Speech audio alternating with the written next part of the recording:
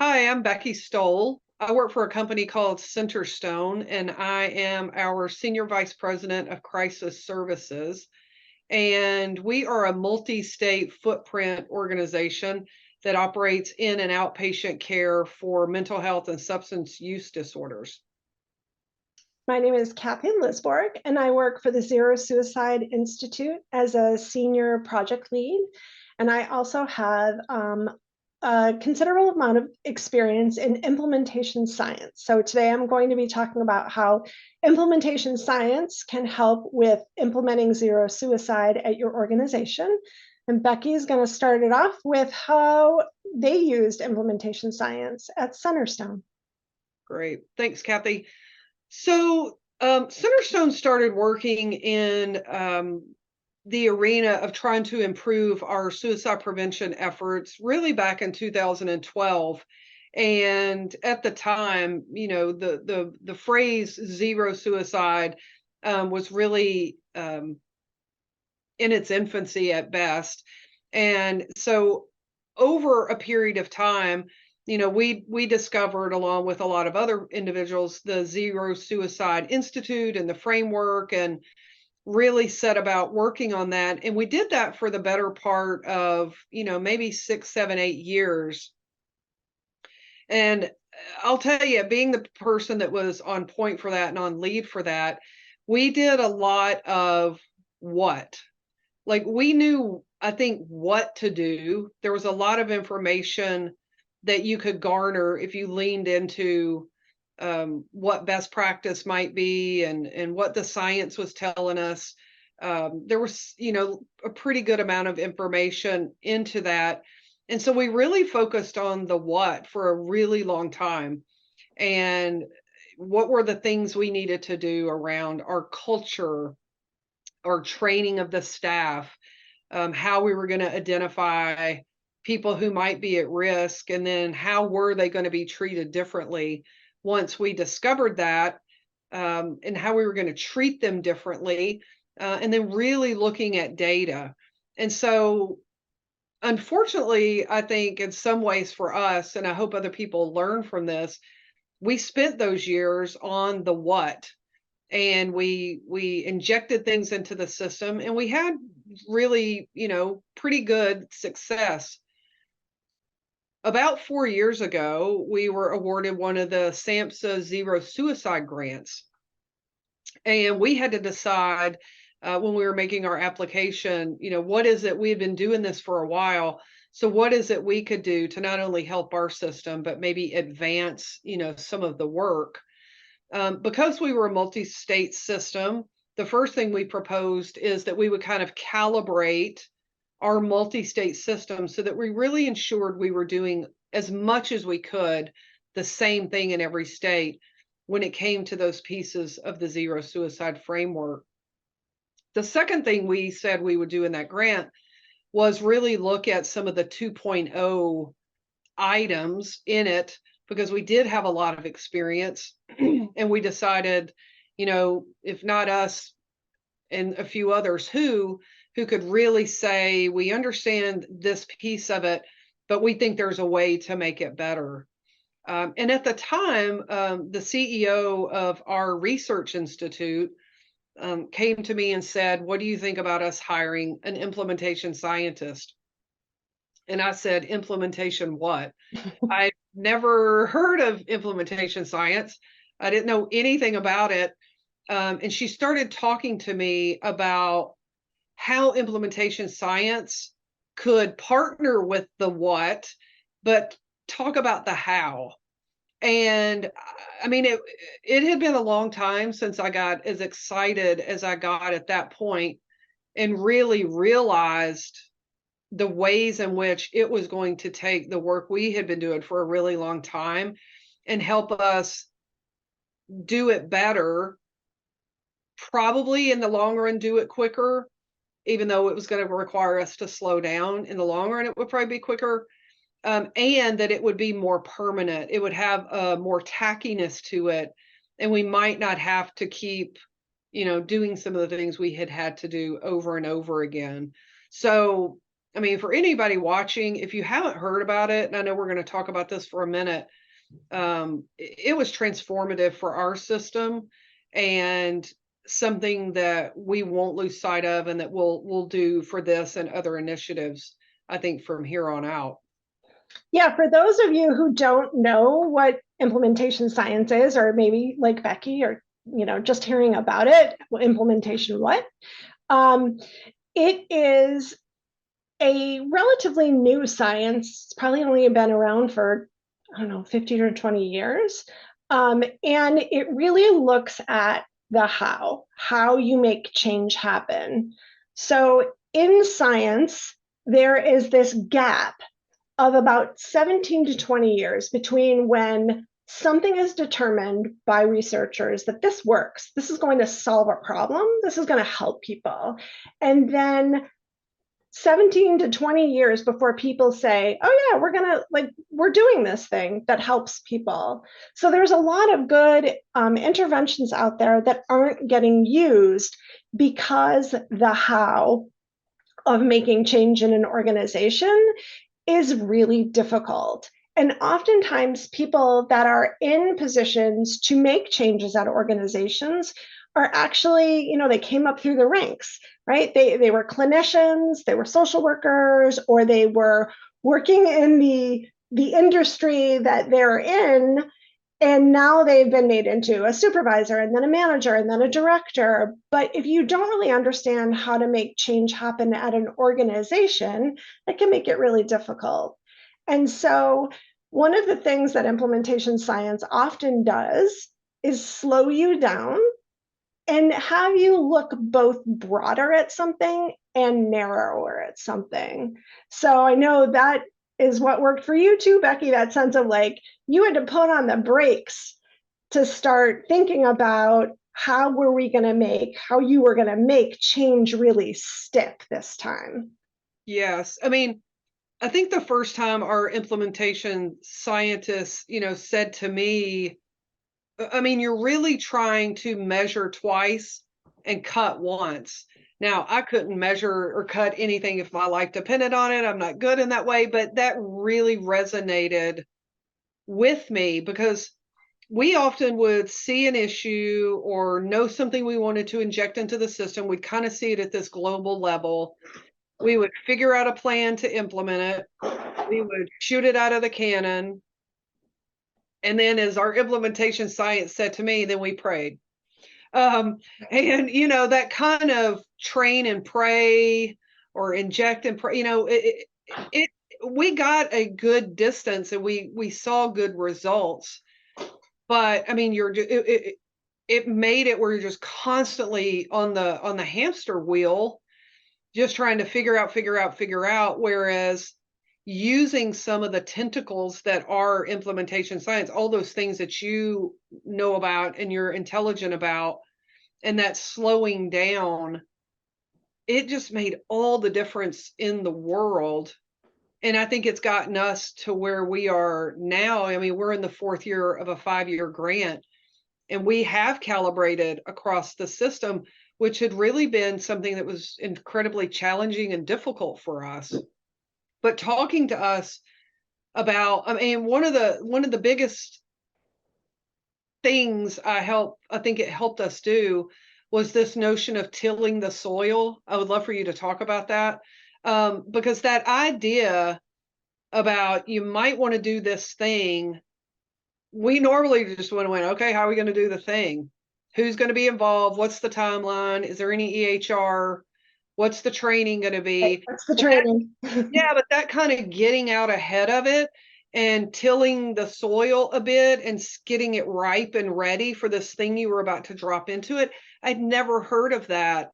And it makes so much sense. I mean, I know we're talking this back and forth, but that notion about tilling the soil, I think, was a real hinge pin in everything we have done in this grant and that we'll probably continue to do. So for me, as an implementation science person, I love a really good metaphor, and because it helps people really understand what we're trying to do. It gives them that sort of thing, that cognitive hook to hook this new idea to.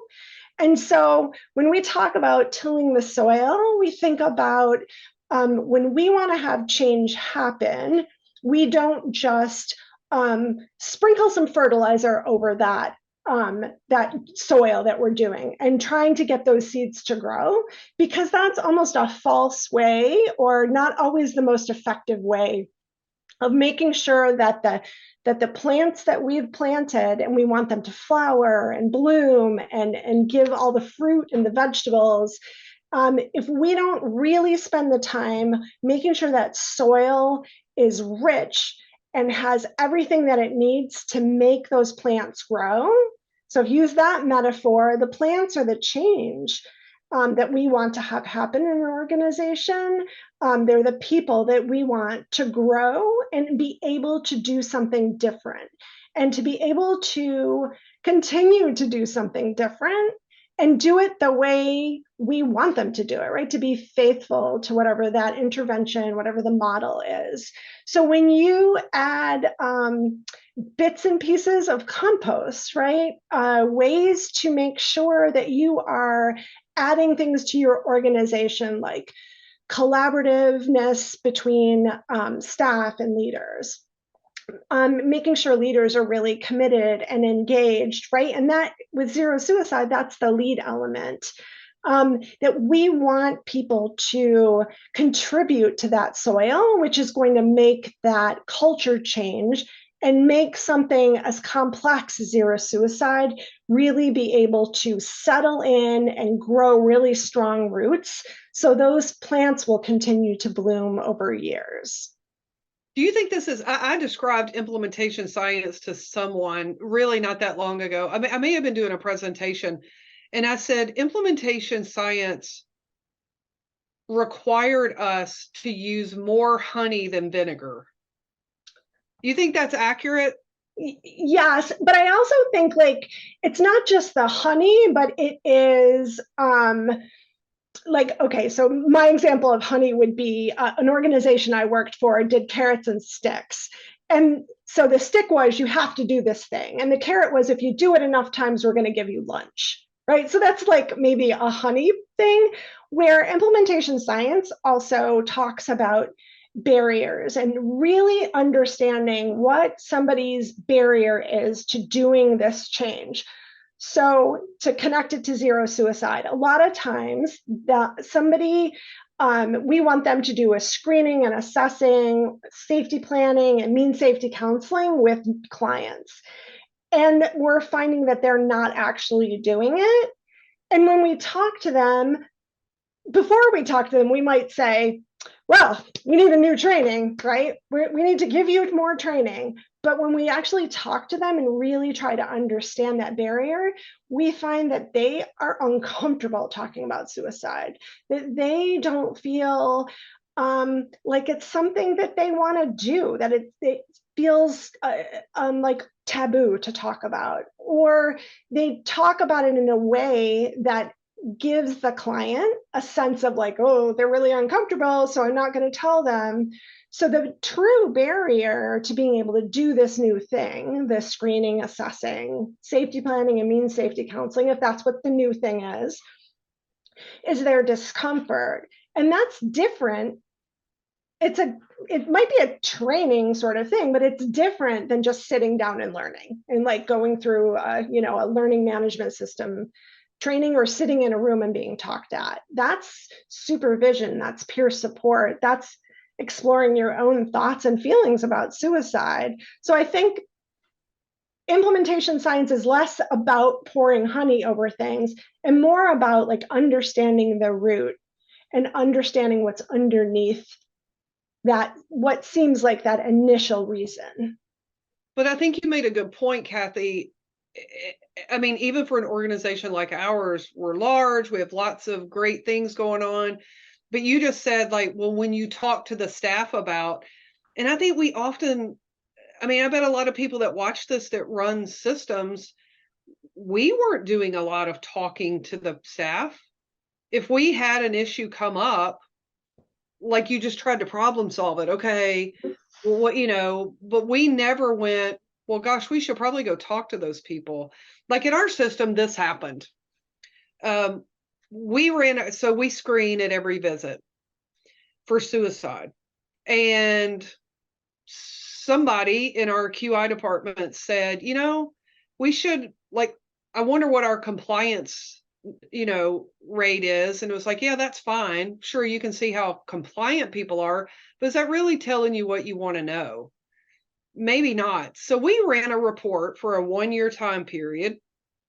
Column 1 was clinicians that give those screenings. And it was a lot of people. It's probably in the thousands of people that give a screening. The second column was the number of times in a 1-year period that they gave a screening. And then the second column was the times it was positive. And then the fourth column was their positive percentage rate. Now, that's not being compliant. That is how many of mine as a clinician ended up being positive. I almost fell out of my chair when we looked at that, and there were, it was not a plethora, but it wasn't one or two. There were a few handfuls of clinicians working in a community mental health center that had 0 positive screens in a 1-year period. Like, it's just, that's not, so they gave it, Right. but there's no way, absolutely no way that they had 0. I'm not talking about an assessment. I'm talking about the first swipe at it. And we knew there was no way that, so what it said to me, and I think my colleagues, was they're either not asking and just hitting no, or they're saying you're not suicidal, right? Click and no, click and no. So we had at this point brought in the implementation science expertise onto the team. And it was a different experience learning about this, because I think we would have, not that we're mean, but I think our approach would have been different.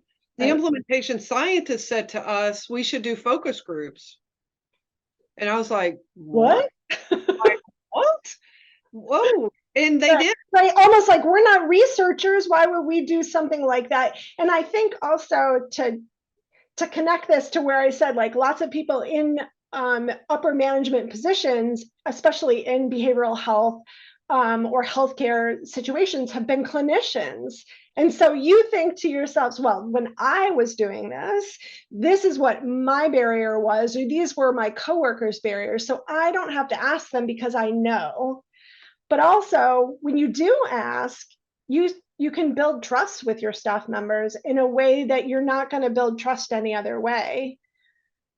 And So they see that you're not coming at them right, heavy-fisted with the bottle of vinegar. I right, mean, we learned a lot with that. I mean, yeah, when they came back after the focus groups and said, here's what we learned, I was like, oh. So, I mean, overwhelmingly what the clinicians who were in that bucket said to the implementation science, expertise we had, was it feels uncomfortable. Like, I was taught to build rapport. I'm coming at them like right out of the gate, and it's a disconnect for me. I can't build rapport and ask these very intrusive questions. And I think one of the quotes from the focus group, I'm pretty much quoting, I mean, give me a little leeway here, but one of the quotes from it was almost like, "Hi, my name's Kathy. I'm your clinician. Do you have an STD?" yeah, right. Right. And And you can see where where that clinician would be like, this is wrong. I shouldn't be doing it this way, versus I don't feel like I want to do it, you know? totally different, right? Right. Right. Right. And that gave us a place to go. And I said to our folks, oh, we've got to teach them how, and I was jokingly referring to it behind the scenes. I said, we need to teach them how to be cool, because they can take what it is we're trying to do and use that to build rapport. Right. And I think what you're trying to do really is help people to come into their own clinical experience and judgment and be themselves in the, in the therapy room, but also recognize that this is important. So there's this two different prongs. One is evidence shows that you need to ask directly about suicide, and you have to do it early.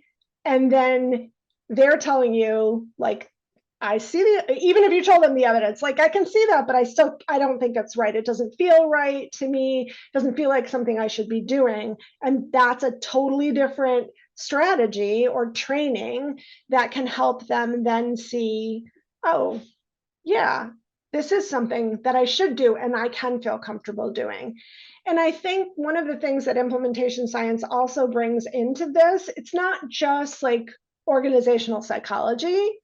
It brings in, we like to call them, or they are called, theories, models, and frameworks. And so there's theories that you can use to show why aren't people changing, or things that you can look at and they help guide you to understand what other reasons might someone have for not doing it.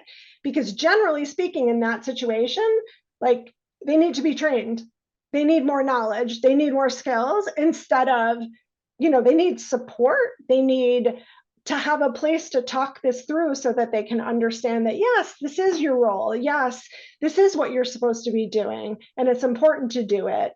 So we don't use the stick, you do it. And even sometimes the honey of like, well, if you do it enough times, then you'll get a good write-up, or we'll give you a bonus, or, you'll, whatever the honey might be, but understanding like, okay, the reason why you're feeling this way, or the reason what's going through your mind, we can help you by targeting that. And it just, for us, that just exactly what you said, for me, has been the whole crux of it. It's almost like going like, opening this cast, you just open up this hole to become just much more curious. And what are people's thoughts and feelings and intentions behind some of this stuff? Because you can just build the best system in the whole world, but if you don't tackle that human component of it, you really are just not going to get where you want to be. Even the notion of, we've spent a lot of time talking about like onboarding people.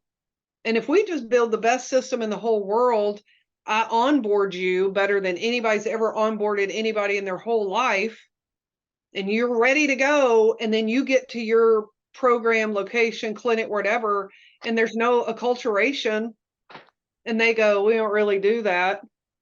Right. Or they don't see their colleagues doing that. You're really just dead in the water. Yeah.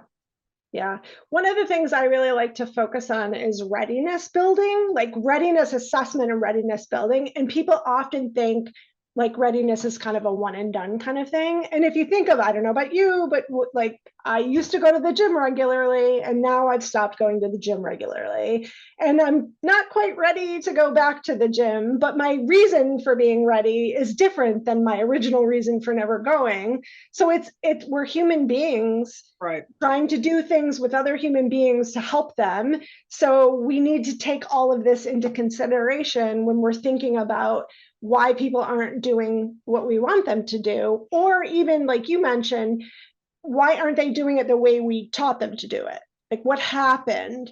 And recognizing that that might be the culture of the clinic that they're at. So then it isn't like necessarily their barrier, it's an even bigger barrier, looking at the context that they're in. And that's another, like, we look individually, but then we look at the wider context as well. So there's like the individual, and then there's maybe their team, and then the clinic, and then the organization, and then the things that impact us. You mentioned early on that you've got multiple states in your system, and some states require one thing and another state requires another thing. So right. their readiness and the ability to change is impacted by stuff like that. And don't you think too, the other thing that was helpful for us, so you just laid that out, like here all the way to here. Yeah, I went out of my screen. The individual person all the way down to the system. The other thing we had not thought to do, and you kind of feel silly when, an implementation person suggests it, but it was like, what if we talked to the people receiving the service and talk to the people who kind of come in and get identified at high risk and then never show up again? Mhm. What the heck's going on with that? Or the people that do show up and they go through your suicide prevention pathway or whatever you call it, and they come out of the other side and they feel better and they feel good, or not gooder, can't say that, Kathy, feel better. But what if we talk to those folks? Like, what made you not want to come back? Was it this, or was it all these social determinants? And for you that did come back, what did the clinician do that sold them Right. on it?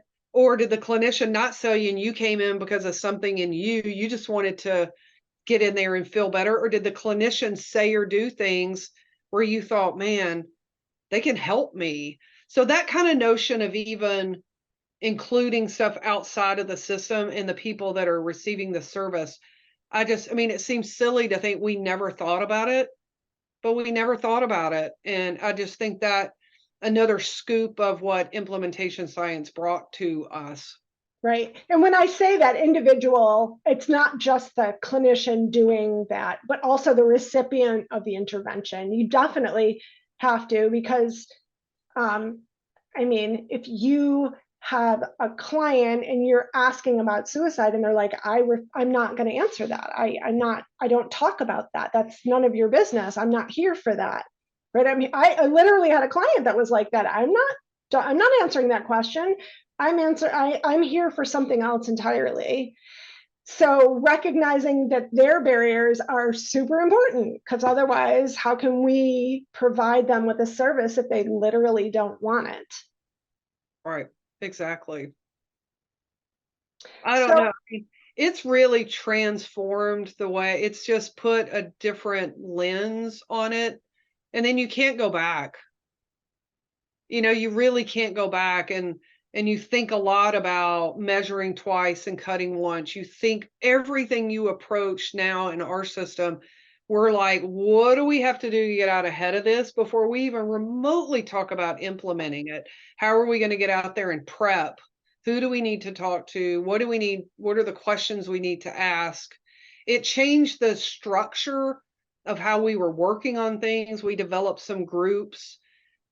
Some worked on communication, some are working on the leadership thing, some are working on the EHR. It changed the composition of what that looked like. And just, I think when you go there, you don't go back. I don't see how we could do the work anymore without just heaping. You infuse, it's almost like a cake. We're infusing it with this different lens that we have found to be just incredibly impactful. it builds a capacity that people don't necessarily realize that they need until they have it. And I think that's another thing. You talked about the groups that, one group handled communications, one group handled something else. That builds the capacity for your organization to make change happen. I hear most often from people, we don't have the time, we don't have the money, and we don't have the people. And it's really hard to then say, yeah, but you still need to implement zero suicide. Right. Because we don't have the time, we don't have the money, we don't have the people.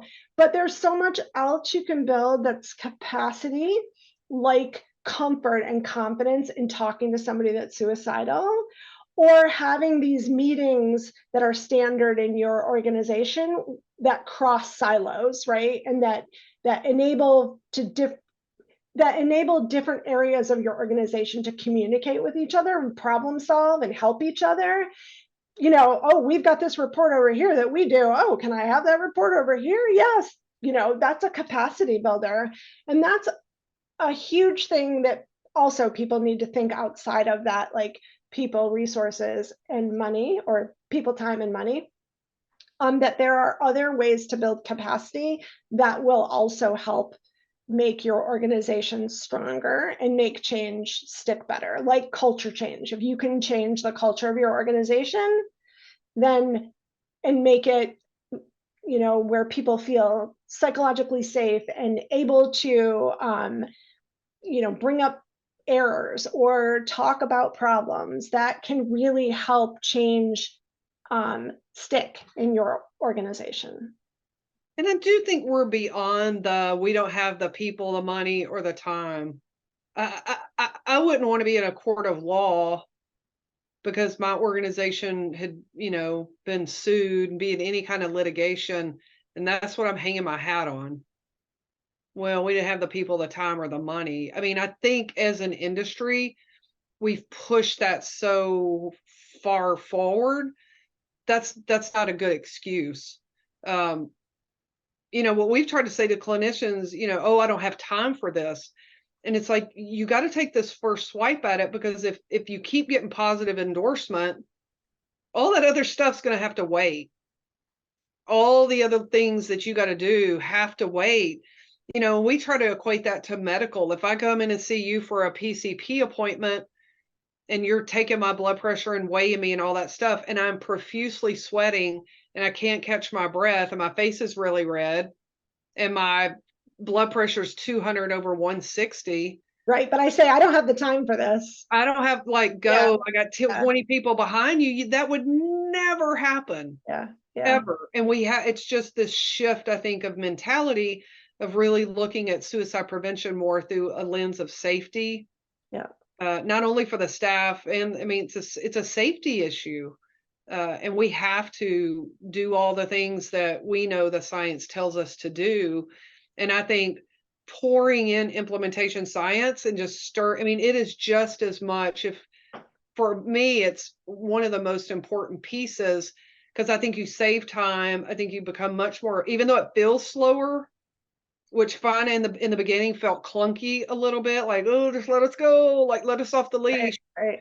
But in the long term, I think, your crown molding's not sticking off. You cut it and it's matched up and it looks really pretty. And Right.